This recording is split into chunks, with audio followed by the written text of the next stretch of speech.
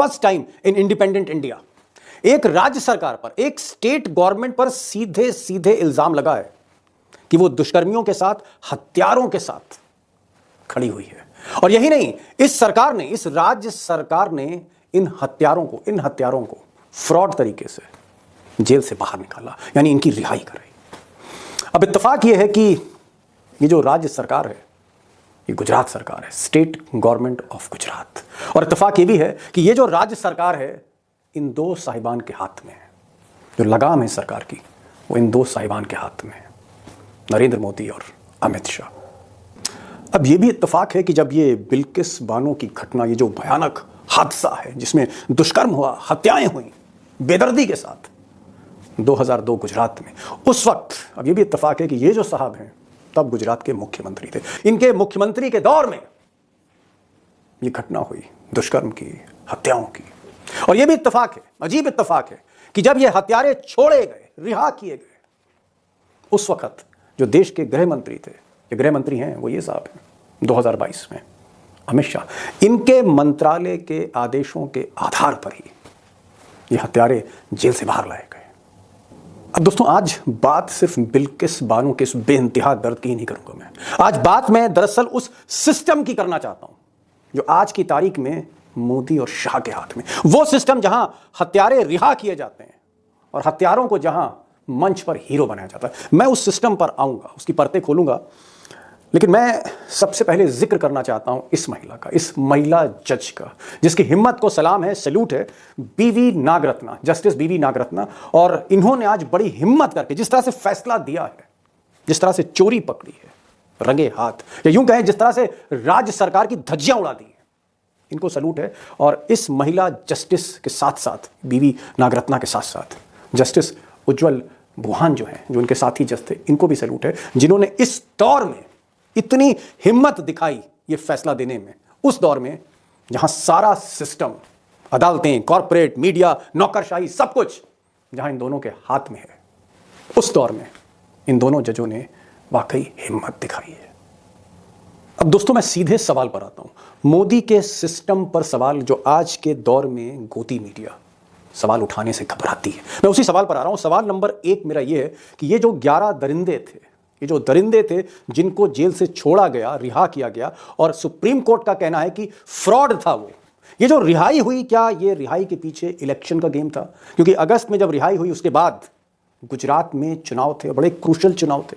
क्या इन हत्यारों के जरिए, जिस तरह से वीएचपी ने, आरएसएस ने, बीजेपी ने इनके गलों में माला डाली, क्या कम्युनल पोलराइजेशन, क्या सांप्रदायिक ध्रुवीकरण किया गया?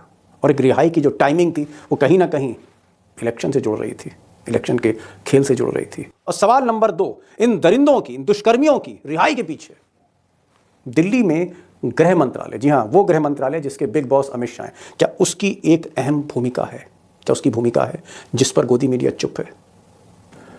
अब दोस्तों, देश के मौजूदा सिस्टम को समझने के लिए, या यूं कहूं मोदी जी के सिस्टम को समझने के लिए, मुझे लगता है ये कहानी आपको समझना जरूरी है, और इससे आपको एक अंदाजा हो जाएगा कि मोदी जी का सिस्टम ऑपरेट कैसे करता है।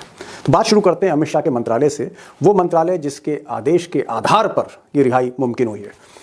तो बात 2022 की, और 2022 में देश में आज़ादी के 75 बरस मनाए जा रहे थे, और मोदी जी ने उसको नाम दिया आज़ादी का अमृत महोत्सव।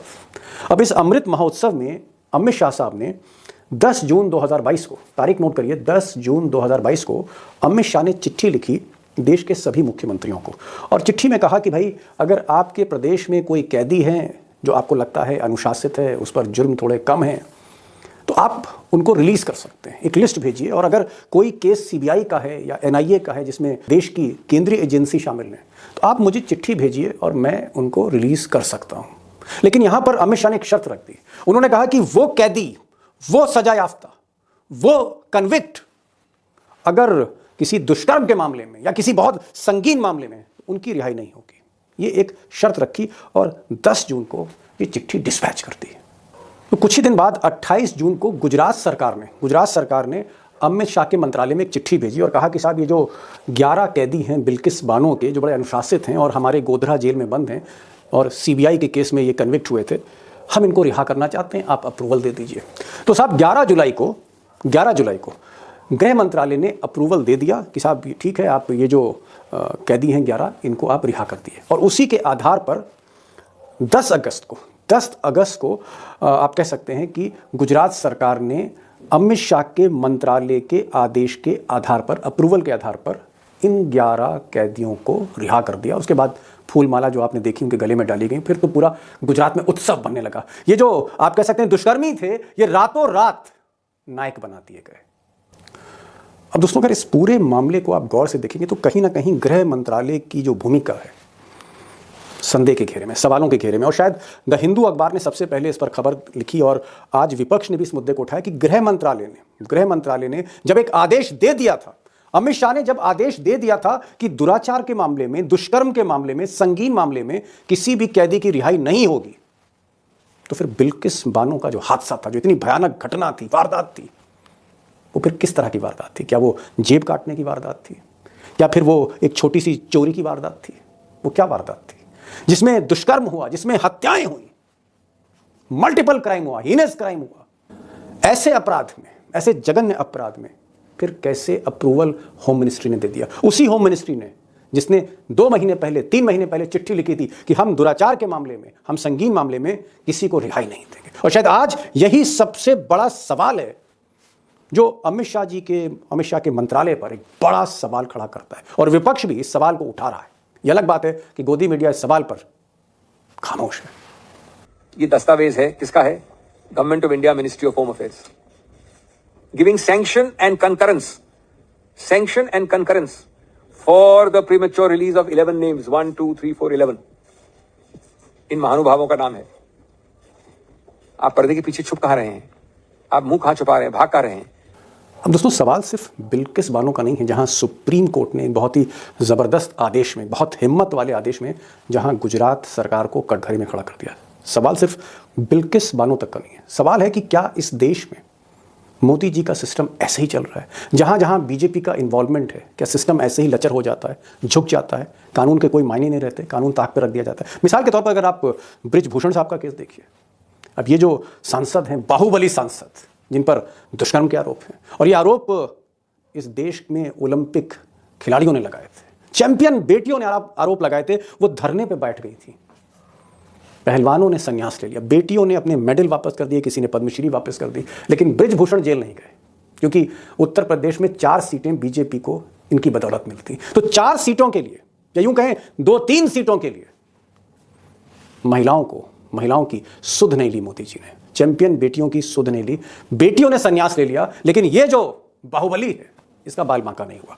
ऐसे अगर आप एक केस और देखें, बीएचयू का हाल फिलहाल का, जहां पर एक हमारी बेटी जो आईआईटीएन है, बड़ी आप कह सकते हैं सुपर इंटेलिजेंट बेटी, आईआईटीएन, बीएचयू आईआईटी में, कैंपस के अंदर 3 लड़कों ने सामूहिक दुष्कर्म किया, कपड़े उतारे, वीडियो बनाया, ब्लैकमेल किया। उन लड़कों की शिनाख्त भी हो गई और यूनिवर्सिटी में, कैंपस में धरने चलते रहे। और वो जो तीनों लड़के थे, जो आरोपी थे, जिनकी सीसीटीवी फुटेज में तस्वीरें आ गई थी, वो लड़के कैंपेन करते रहे, मध्य प्रदेश में बीजेपी के लिए कैंपेन करते रहे। और बाद में पता लगा कि मोदी जी के बनारस की कंस्टिट्यूंसी में वो बीजेपी आईटी सेल के पदाधिकारी थे, ऑफिस बेरर से, की ऑफिशियल्स थे वो। और 1 महीने बाद जब सीसीटीवी फुटेज लीक होने लगी और कांग्रेस को और समाजवादी पार्टी को बनारस में पता लग गया, भनक लग गई, तो कहीं और ज्यादा बेइज्जती ना हो जाए साहब की, इसलिए पुलिस ने फिर पकड़ के जेल भेजा। अब जेल में सजा मिलती नहीं मिलती है मैं आप पर छोड़ता हूं या समय पर छोड़ता हूं। बहरहाल ये बात सिर्फ बीएचयू की या बृजभूषण की नहीं है, और भी कई मामले हैं जहां बीजेपी का इन्वॉल्वमेंट आता है। वहां सिस्टम या तो झुक जाता है, कंप्रोमाइज कर लेता है, या फिर जिस तरह से ये 11 लोग जिनको रिहा किया गया, सुप्रीम कोर्ट कह रही है फ्रॉड ऑर्डर्स पे, आपने एक फ्रॉड तरीके से, एक राज्य सरकार ने फ्रॉड तरीके से इनको जेल से बाहर निकाला। बहरहाल देश में सिस्टम क्या ऐसे ही चल रहा है? मीडिया चुप है, मेन स्ट्रीम मीडिया चुप है, बड़े न्यूज़ चैनल चुप हैं, बड़े अखबार चुप हैं, चाहे अंग्रेजी के हों चाहे हिंदी के हों, अदालतें चुप हैं, एजेंसियां जो हैं, इन्वेस्टिगेशन एजेंसियां, वो खामोश हैं, वो चुप हैं। क्या सिस्टम ऐसे ही चल रहा है? मुझे लगता है एक सेकंड ओपिनियन इसमें लेना चाहिए, क्योंकि ये बहुत बड़ा सवाल है। आज देश किस तरह चल रहा है, किस दिशा की ओर बढ़ रहा है, और मुझे लगता है कि